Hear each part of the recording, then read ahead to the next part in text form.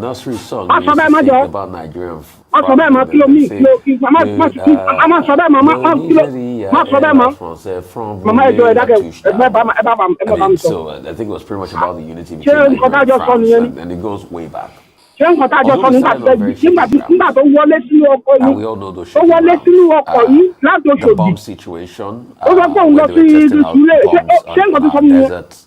And Tí n bá dé bẹ́ẹ̀ máa ní káwọn bọ́ ìsìn hàn jù ẹ. France and also the O civil pé eléyìí war. wá jẹ dáfó eléyìí jẹ dáfó And we all máa ṣe rọ́bìṣì náà ni. how France Fún mi was lọ́wọ́ mi back in jáde. Africa. We all know the Ó role sì dànù. of Foucault. I think I'll still have a proper Ọmọ time ẹgbẹ́ maybe tó one of kọ́ these days on the show to tell the historical descent of lẹ́yìn náà kọ́. Foucault and how France treated, most of these African Port Harcourt wo nations. mo tó ń ta tiẹ̀ ni. But going away from 1,030. that, yes, Wọ́n ló we are ṣu wọn going gbogbo. there also to Ṣé bí seek ngbà wọ́n ti investment tún fún for àwọn kan wọ́n ti partnerships. fún àwọn bíi Until we know that 1,000 something àbí our 3,000 salvation will kiri never come ní from modulars France. We'll never refinery land in kama this country. ṣe kó. Ṣé kò yẹ Until kó we òun know that our salvation will never come from àwọn táwọn ní our kò ṣé kò yẹ kó salvation ti will come from ṣé kò yẹ looking at what we máa can do for tàfárà lù ourselves yàtọ̀. internally as a Ó nation. ṣìrò bá mi sọ wọ́n ṣe Because I'm refinery Port seeing Harcourt. all Àwọn of gbà this tó wá ṣe narrative refinery Port about Harcourt Nigeria yẹn wá being ní a focal point kí of nìyẹn wá French relation kí ló kọ́ wa. after the same Ó ló France have sápò mi. bastardized the lives Àbáyé ẹ̀fẹ̀. of nations like Ọjọ́ Burkina and all of ẹ̀fẹ̀ that. They're not trying to break free. But anyway, they're not breaking free into a nation that loves them. With the Russia they're going to. Because Russia is going to use them and dump them. Mama. Until Nigeria gets to a point where we can start toe to toe with all of these Western nations. Until we can actually achieve economic sovereignty to a point as predicted by Adam Smith in Wealth of Nations, where he said we'll get to a day that the colonies that were colonized by the colonizers will have as much economic fecundity as we're not going to move forward. Look at France. We can play band and everything. We can dance P Square and say, and give me a testimony and hear Asha song. France still holds the economy and the currency of most of these African countries that surround us. Where will France let them go? Where will this country be able to stand for themselves? Look at the echo currency, for instance. I'm sure Nigeria probably saw that France was speedily trying to go and hijack echo through Cote d'Ivoire and all of that. Before, that never came to light. Through Cote d'Ivoire. Ẹ má bínú jàre mi ò mọ̀ pé fídíò yẹn ń play lọ ń sàlẹ̀ ń bẹ̀ yẹn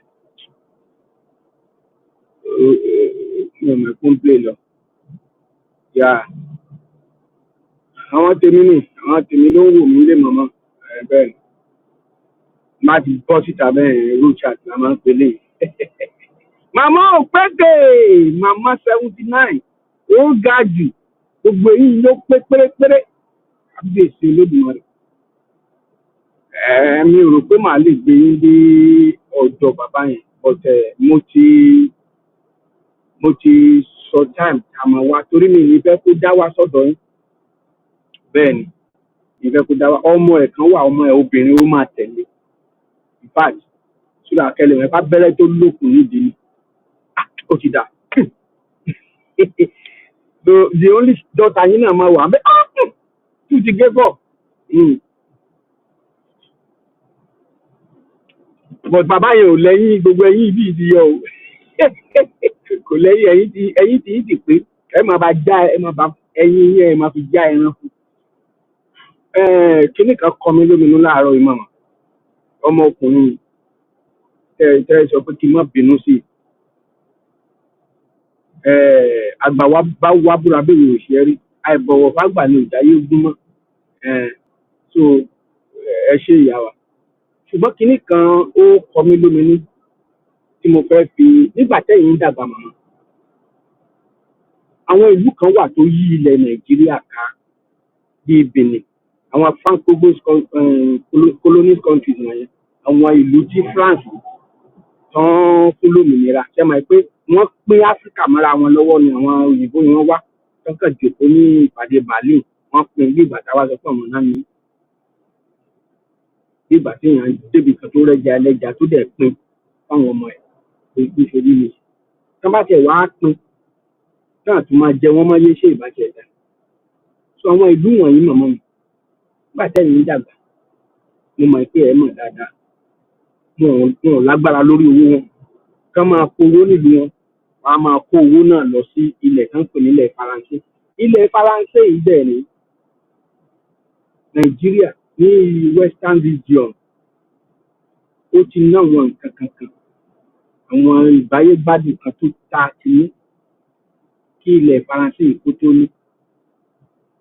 Tó wá yà mí lẹ́nu tó bá wa débi tá a dé ó ní kò yé mi. Ṣùgbọ́n lára ẹ̀ yé mi tí mo mọ̀ pé ìmọ̀tara ẹni nìkan ọ̀kánjúwà ní pa Yorùbá débi tá a dé ọ̀kánjúwà ó dẹ̀ fi ń ṣe wá lọ́wọ́lọ́wọ́. Ṣùgbọ́n nǹkan tó wá yà mí lẹ́nu ìyá wa ni wípé torí ẹ̀ sọ fún ìgbà yẹn lẹ́ ní nọ́mbà ọmọ yìí lọ́wọ́. Bẹ́ẹ̀ni ti mọ̀ ní ìfẹ́ dárúkọ tàbí kí n dárúkọ ààrẹ Bọ́lá Tinubu ẹlẹ́ ní nọ́mbà ẹ̀.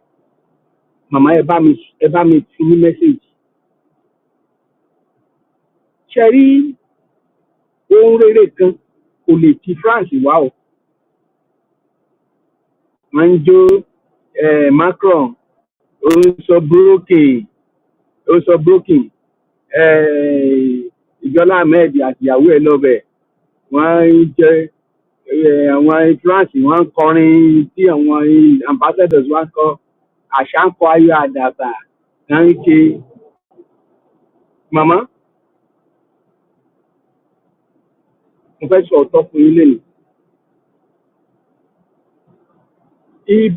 Ibi tí ogun ti ń ja Áfíríkà agbésùmọ̀mí nílẹ̀ Nìjẹ́ tó tẹ̀lé wa o. Ìwọ ní Benin o, ìwọ ní Burkina Faso, gbogbo àwọn agbésùmọ̀mí. Ṣẹ́rí nígbà tí ìgbà ogun tó akéjì tó parí lábẹ̀ sí wá àwọn bọ́ǹbù tán ti rì mọ́lẹ̀ bọ́ǹbù àwọn Faransé òun ló kún ilẹ̀ Áfíríkà tó kún Nàìjíríà. Àwọn ló dẹ̀ ń rán agbésùmọ̀mí sọ́dọ̀ wa. Ṣẹ́rí ọkùnrin kúkúrú tí Bọ́lá Ahmed lọ bá àti òpin àwọn ọmọ sunshine wa kíní kan. Ṣẹ́rí téèyàn bá ti wà fún ara ẹ̀ tí ò bá ti lè dá dúró fún ara ẹ̀ tó dẹ̀ ní gbogbo nǹkan tí Ọlọ́run fún tó lè fi gbé orí ara ẹ̀ sókè. Ọgbọ́n wà, ìmọ̀ wà, àwọn èèyàn wọn ti kàwé, àwọn ọmọ ẹ gbogbo ìlú ìwọ̀n lọ káàkiri àgbáńlá ayé. Èmi wò wípé feeding bottle tí Bọ́lá Ahmed gbé kiri feeding bottle gbẹ̀mígbẹ̀mí ni. Bẹ́ẹ̀ ṣe máa bá mi jíjẹ́ fún mi o. Ó rere kan ò lè tọ̀dọ̀ Faransé wá. Bẹ́ẹ̀ ni màmá kò sí àwọn West kò sóore tí ìpá tó máa ń ṣe ìdí látọ̀dọ̀ wọn. Nǹkan máa ń wá interest tí wọn ló máa ń kọ́kọ́ wà níwájú. Àwọn kan bú Kẹ́mi Bádínà nìkan ó sọ báyìí ó ṣe bákan àwọn kan. Mi ò rọ́mọ yẹn bú o. Láti làwọn kan kó ẹyin burúkú wọn kan kò dó Dàfídò. Ìṣubí àbáṣẹ́dọ̀ ní ẹgbẹ́ kan àwọn kan oyè Amẹ́ríkà náà fi sí èbí nígbà tó wá wẹ́lẹ́lẹ́ ìgbà ní orí yẹn dìde mẹ́mẹ́mẹ́mẹ́mẹ́. Kò sí ìgbà tọmọ yẹn kì í sọ̀pọ̀tì Nàìjíríà bọ̀ tírú wọn yẹn òun gan ti pẹ́ kó tó sọ̀rọ̀ kó Dàfídò tó sọ̀rọ̀ ó ti pẹ́ jù mọ́mọ́. Ó ti pẹ́ kó tó sọ̀rọ̀ yẹn. So kò dáa ìlú tí ò bá ti lóòótọ́ sí ara ẹ̀ ká tó ṣe pẹ́rẹ́ Ahmed ọmọ yín Ahmed ó ti lọ sí Faransé ká tó ṣe pẹ́rẹ́ ó ti sá lọ sí Faransé. Gbogbo eléyìí kàràjé tán ṣe yẹn kò jẹ èmi ó lè jẹ yín ó lè jẹ àwọn nǹkan míì kò jẹ mí torí mo mọ̀ pé ìtinú ìkà tó wà nínú Faransé kò lè kó bẹ́ẹ̀ láíláí. Tó bá mọ̀ pé wọ́n fẹ́ ṣe lóòótọ́ wọ́n mọ̀ pé Nàìjíríà òun ni kọ́kọ́rọ́ Áfíríkà. Tẹ́ bá wo mọ́ọ̀pù Áfíríkà Nàìjíríà ti jẹ́ ní kọ́kọ́rọ́ Áfíríkà. Wọ́n mọ̀ ń pa àwọn agbésùmọ̀mí tó wà káàkiri Áfíríkà. Wọ́n mọ̀ ń pa àwọn gangan ló wà ń jẹ iṣẹ́ ibi wọn tó ń ṣe. Ẹ ṣeun ìyá mi ẹ wo boyfriend tí mo rí fún yín ẹ jọ lora yín tẹ́ gbogbo ẹ̀yin yọjà mi tẹ́ gbòòrò nǹkan tẹ́ sọ yìí. Owó àwọn ilẹ̀ Faransé owó àwọn ilẹ̀ Áfíríkà wọ̀nyẹn gbogbo kí ló dé nígbà kan wọ́n kóra jọ pé wọ́n fẹ́ ṣe owó kan fún àwọn Faransé wọ́n gbà kó rí mọ́lẹ̀ ọjọ́ wọ́n gbà ẹ̀ wá ń sọ wọ́n di gbogbo tẹ̀yìn jẹ. Ẹ jẹ́ ká tiẹ̀ gbọ́ nǹkan tó ọmọkùnrin yìí sọ lẹ́ẹ̀kan yẹn má bínú pé mò ń pè rẹ̀ lọ gbogbo ẹ̀ tí ẹ̀ darapọ̀ wọn mi ẹ má bínú.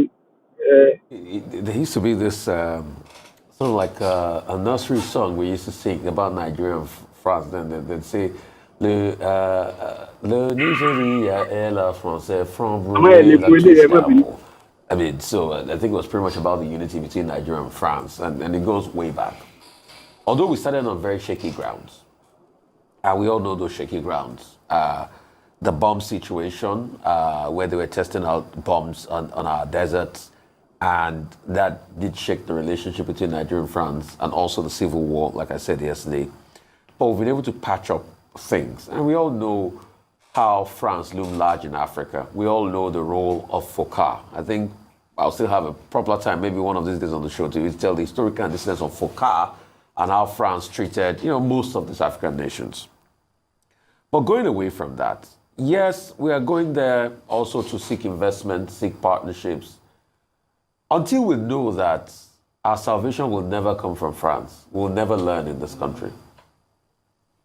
Until we know that our salvation will never come from the West, that our salvation will come from looking at what we can do for ourselves internally as a nation, we'll never learn. Because I'm seeing all of this narrative about Nigeria being a focal point in French relations now. After the same France have bastardized the lives of nations like Burkina and all of that, they're not trying to break free. But anyway, they're not breaking free into a nation that loves them with the Russia they're going to, because Russia too is going to use them and dump them. Until Nigeria gets to a point where we can start toe-to-toe with all of these Western nations, until we can actually achieve economic sovereignty to a point, as predicted by Adam Smith in Wealth of Nations, where he said it will get to a day that the colonies that were colonized by the colonizers will have as much economic fecundity as the people that colonized them. We're not going to move forward. Look at France. They can play band and everything. We can dance P-Square and say, and give a testimony and hear Asha song. France still holds the economy and the currency of most of these African countries that surround us. When will France let them go? When will this country be able to stand for themselves? Look at the echo currency, for instance. I'm sure Nigeria probably saw that France was speedily trying to go and hijack echo through Côte d'Ivoire and all of that before, that never came to light. So France still looms large, and it's constantly about France. When are we going to have Nigerian companies? Yes, Zenith and all of that, but when are we going to have Nigerian companies that are going to be here and also going to create products that's going to be used out of France, and we're going to get forex from them to come to our country? Because that's where true development lies. We can go to state visit from here to Kutuwenji. It's not going to change anything. Where are we going to develop our own defense companies here too, that the likes of France will also say, okay, come and partner with our own defense companies. We have some here that are doing work. So except we exchange trade, not aid. Because what we still pretty much went to do was this feeding bottle of going to beg France for things. Nothing will move forward. But on the cultural side, I'm happy. Like you said, Asha sells us concerts a lot. But for those that are even blaming Asha for not singing Fire and the Match, you don't even need to sing of Fire and the Match. The Eya Daba she sang is very apt. Because see, when Eya Daba, before the Eya Daba will come on you, it will be a nation that is doing well economically. That's true. People's rights are not being jeopardized. That's true. A nation that is thriving economically. As we speak today, the Eya Daba is not perching on Nigeria properly because of the economic quagmire. People are suffering. So that song she sang is also very symbolic. Eya Daba ti fo loke loke wa ba le mi o ojumo ti mo mo rire o. Ibi ta lafia wa le Eya Daba ma ba le. No gbọ́dọ̀ wo inú ara ẹ̀. The person has to check his own internal heart. And that's why I feel that song is also very apt. That's the way I translated it. But for you singing a French band to be able to sing a P-Square song is also an indication that our cultural icons are doing well. And that's why those Nigerians that are abusing Davido for speaking the truth about the plight of Nigeria, you cannot lace Davido's shoes. What he has done in terms of putting Nigeria on the map, most former presidents of this country have not been able to do it. In terms of cultural diplomacy. So please, let's support our diamonds and all that. But as regards this state visit, when will Nigeria open their eyes? In our lifetime, we saw how China opened their eyes the West. When is Nigeria going to shine their eye? Shine your eyes. Thank you. Màmá ṣe gbọ́ nǹkan tí mo play. Ìjọ wo gan-an la fẹ́ yà nígbà fìdí bọ́ọ̀tù mọ́? Ìjọ wo? Kúrúkúrú ò ti sá lọ, kúrúkúrú pẹ́pẹ́ ẹ̀ ti sá lọ, kúrúkúrú ẹ̀ ti sá lọ. Kò sẹ́ni tó máa wá invest sí ìlú tí ò ní wádìí tó ń ṣẹlẹ̀ ńbẹ̀ náà. Ayé ti lu jára, ẹ̀gbọ́n Bọ́lá, ayé ti lu jára. Wọ́n ó ṣẹ́ẹ̀kì gbogbo nǹkan tó fẹ́ wá wò kí ló ń ṣẹlẹ̀ ńbẹ̀, kí ló ń ṣẹlẹ̀ nílùú yẹn. Ṣé n tó ń ṣẹlẹ̀ nílùú yẹn níbi téèyàn ti wà ní tráfíìkì tí wọ́n fọ́ glass kan já fóònù gbà lọ́wọ́ èyí? Ṣé ìlú tó jẹ́ wípé most of the big company ti kẹ́gbá ẹ̀ tán ti sá lọ? Àwa tá a wà ní tá a wà dáńfó gan tá a wà ní òyìnbó tẹ́lẹ̀, àwọn ẹjẹ́ kéékèèké tá a dá sílẹ̀ á ti gbogbo ẹ̀ pa. Kò operate. Ẹ ti ẹ̀ kalẹ̀ fèsì iná nìkan ká ẹ ṣe iná fọ́mọ Yorùbá ọmọ Nàìjíríà ó ti tó wọn. Ẹ wá ń lọ sí France ló jẹ́ pé àwọn fún ara wọn bá ṣe máa dojú ìlú onílùú bolẹ̀ kí wọ́n máa sọ wọ́n dẹ́ran ìjẹ. Àwọn wèrè yìí náà wọ́n ń kọrin wa. Ẹ̀ ń jẹ búfè, ẹ̀ ń gbé kinní ká, ẹ̀ ń ṣe. You don't need that. Ẹnìkan ní ṣe bí àwọn báǹkì lọ open síbẹ̀. Ó mọ nǹkan táwọn báǹkì ṣe ní. Kí náà ṣe fún wa? We are talking about a production. Fáyẹmí farm kò ṣeé gbé dìde. Agricultural sector tiwa wọn lè fèsì ẹ̀. Káwa náà ká máa kó oúnjẹ jáde. Alóòrùn, a ní ilẹ̀ tó dáa. Adẹ̀ láwọn mechanized farming, a ò lè ṣe yẹ. Stock, a lè ṣe yẹ. Epo yìí, gáàsì ẹ̀ ń bọ́ọ̀nù ẹ̀ dànù.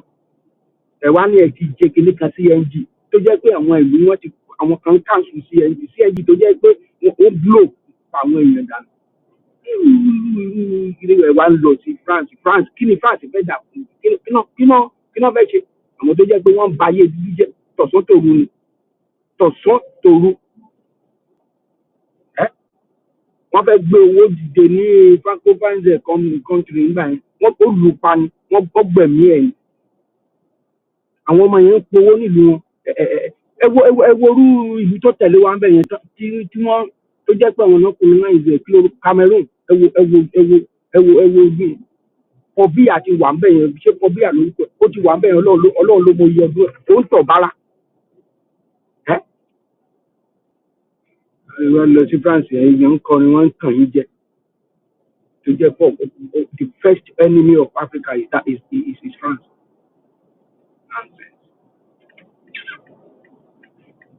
Africa kẹ́jídé ẹjí. Bẹ́ẹ̀ bá tẹ̀ bára yín ṣòwò gan láàrin ara yín tó nǹkan. Òun ló jẹ́ ká lọ fún Gaddafi kan yanjú ẹ̀. Gaddafi tó yọ pé o gold ni ká fi ṣòwò tiwa jẹ́ ká máa tẹ̀ pẹ̀lú gold. Africa ò bá ti di nǹkan báyìí. Ẹ wá yáwó, ẹ máa bọ̀ kẹ́ wá yáwó, wá bá ti ní jẹ́. Àwọn kíní bọ́jẹ̀tì tó yẹ kẹ́ ẹ ṣe.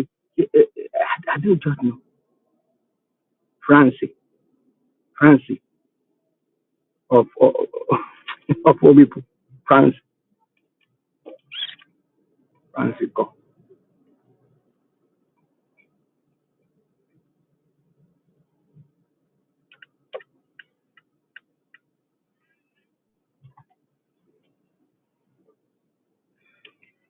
Ẹ̀yin tèmi báwo ni o ṣe wà o? Lẹ́lẹ́lẹ́lẹ́lẹ́lẹ́lẹ́lẹ́ ṣe wà o. Ẹ̀yin tẹ́ ń gun ọ̀kadà l'Ógùn State l'Ékòó tí mo wà yìí. Ẹ ṣọ́ra yín. Ọ̀kadà, márúwá, mọ́tò, public transport. Àwọn èèyàn ti ń kánjú owó jù. Ó yẹ kẹ́nìkan gbé ẹ kó fi kinní kan bomú kó ṣe gbáka òkú. Ẹ jẹ́ ká ṣọ́ra wa o. Ọlọ́run ò ṣọ́. Ọlọ́run ló ń ṣọ́yàn, ìwọ náà ṣọ́ra ẹ̀. Bẹ́ẹ̀ ni, sọ fún àwọn èèyàn yín o. Ọdún tó ń bọ̀ báyìí oníkálukú ń kánjú ni, èmi ò ní kánjú kún tèmi o. Mo kí yín bàbá mi Káyìndé, ojú ò ní tì yín. Wọ́n ṣe ti darapọ̀ mọ́ mi lónìí, kúrò ní darapọ̀ mọ́ wa. Mo tún ń lọ lónìí o, èmi ọmọ yín náà ni ọ̀dúndún ọmọ aṣọ dídẹ ọ̀. Padà wá. Ọdún bá wa fi díẹ̀ wá mi dó máa wá. Ìjọ yìí ẹ̀yẹn tútù tó bá ti mú ẹ̀rọ bá ti mú lù òkúta bẹ́ẹ̀ pẹ́ àìdè fọ́.